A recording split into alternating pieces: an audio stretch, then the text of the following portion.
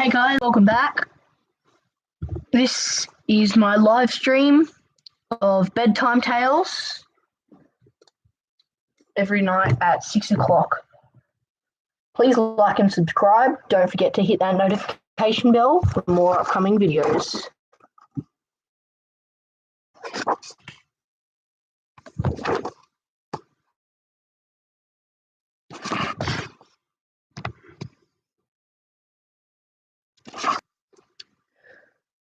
Once leaving nothing for poor property between themselves, the eldest son took the mill, the second took the donkey, and the youngest son received nothing but the cat.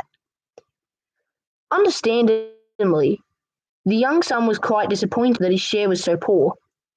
My brothers may make a handsome enough living if they combine their shares together. And the youngest son, but for my part, once I've eaten this cat and made a hat of his skin, I must die of hunger. The cat heard the youngest son saying all of this, but he appeared to take no notice of it. Instead, he turned to his master with a grave and serious air and said, "Do not worry yourself, sir, my master.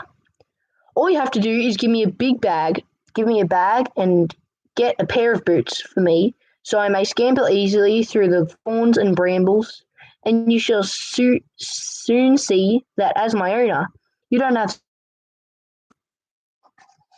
The son did not entirely trust what the cat had said. He remembered that he'd seen the cat play cunning tricks to catch rats and mice. The cat had hung himself by the heels to make the mice think that he was dead, and had hidden himself in the corn, so the cat's master did not completely despair of the cat's helping him out of this situation. Once his young master had given him new boots and a bag, the cat was very pleased. He thought he looked very gallant and elegant in his shiny boots. Wearing his new boots, the cat hung his back around the neck and held its strings in his two forepaws. He went out into the fields and found some tender, juicy grass to put in the bag. Then the cat went to a nearby rabbit warren where he knew a great number of rabbits lived. He stretched himself out on the ground as though he were dead, making sure that some of the grass in the bag was poking out. The cat lay there, waiting for some young rabbits, not yet acquainted with the tricks of the world, to come along and be tempted by the food in his bag. The cat had barely lain himself down when a young and foolish rabbit hopped up. It sniffed him and then climbed into the bag to eat the grass. At once the cat closed the strings, catching the rabbits unawares.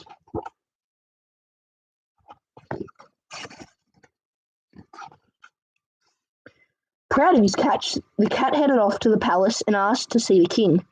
He was shown to the king's court, where he made a low bow to those assembled there. "I have brought you, sire, a rabbit from the warren of my noble lord and master, the Marquis of Carabas," which was the title that the cat was pleased to invent for his master. Said the cat, "He commanded me to bring this to your majesty as a gift." The king was very pleased with the gift, as he was extremely fond of the tasty rabbit. "Tell thy master," says the king, "that I thank him and that I am very well pleased with this gift." Cat departed, happy with the outcome of his endeavour. Shortly after this, the cat hid himself amongst the tall corn in a field. Again with his bag around his neck, he stood still as a statue near the tastiest looking corn he could find and held his bag open. It wasn't long before two partridges came along and in their efforts to eat the corn, fell into the open bag. At once the cat drew the strings close, catching both birds. As he had done with the rabbit, the cat went to the palace and made a present of the partridges to the king. In the same way, the king received the partridges with great pleasure. The king even commanded his servants to reward the cat with a gold coin. Over the course of the next 2 or 3 months, the cat continued to take some of his master's game as a gift to the king. The king was always very pleased to receive these offerings, and he rewarded the cat with a gold coin.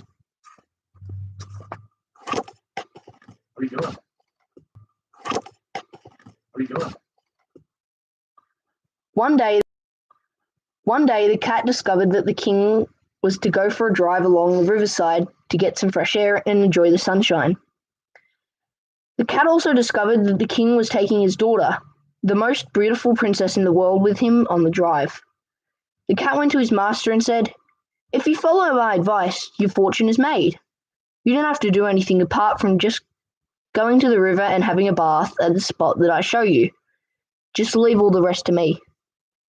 The cat's master was confused as to why the cat was asking him to do this, but he did as the cat advised.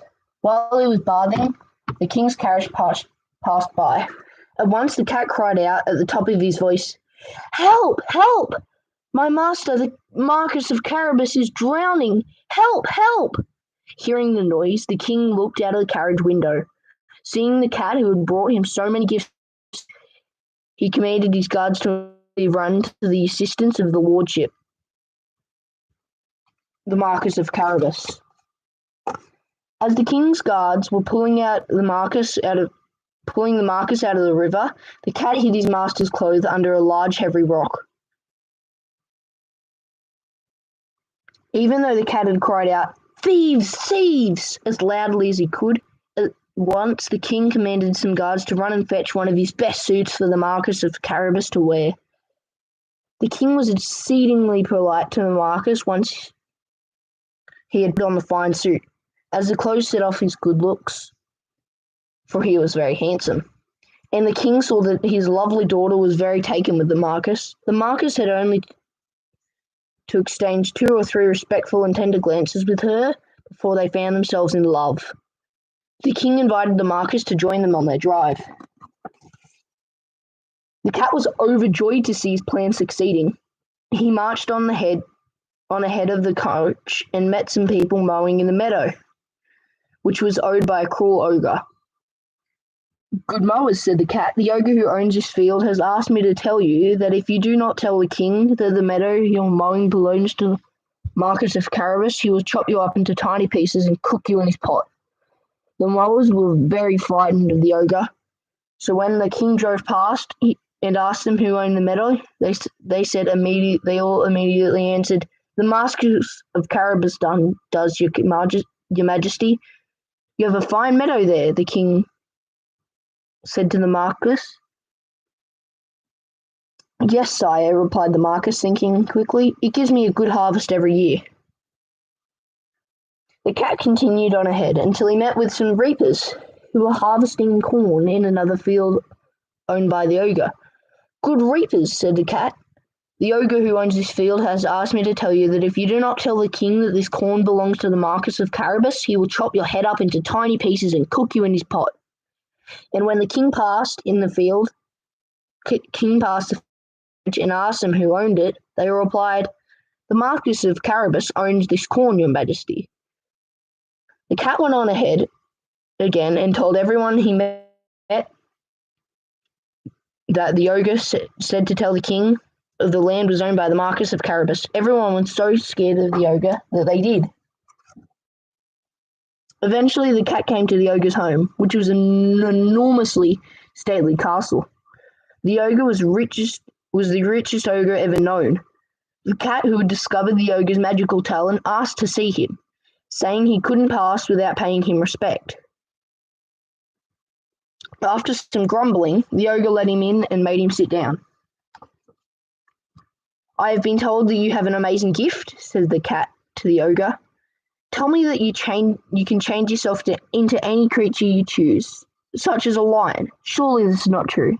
"It is true. If you don't believe me, let me prove it to you," said the proud ogre, as he turned himself into a fierce, snarling lion. The cat seemed so terrified at the sight of the lion that he jumped and tried to climb onto a cupboard, which was rather awkward because of his boots.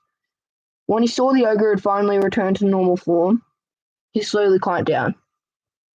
"That is impressive," said the cat, "but I have also been told that you can take on the shape of the smallest animal, such as a mouse. Surely, though, that is impossible." "Impossible?" roared the ogre. "The shape of the smallest animal, such as a mouse. Surely, though that is impossible. Impossible, roared the ogre. Watch and you shall see. And the ogre changed himself into a tiny mouse and began to run around the room. Then the king's coach drove by the fine castle. The king wanted to see who lived here, ordered the coach to go in. The cat, hearing the coach coming over to the drawbridge, came out to meet them and said to the king, "Welcome to the castle of my lord, the Marquis of Carabas."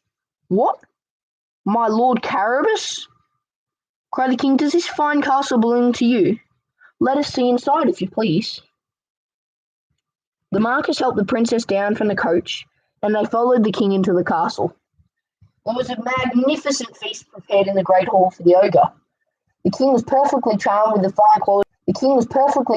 fine qualities of the Marquis, as he was with the princess, who had fallen completely in love with him. The king could see that his daughter was in love with the Marquis, and so he was impressed on seeing the vast estates and fine castle that the Marquis owned, that he insisted that the Marquis and the princess get married that very day. They lived happily ever after, and the cat became a great lord. He never had to chase mice again, although sometimes he did for fun. Thanks for watching this video. Please like and subscribe. Don't forget to hit that notification bell for more upcoming videos. Bye!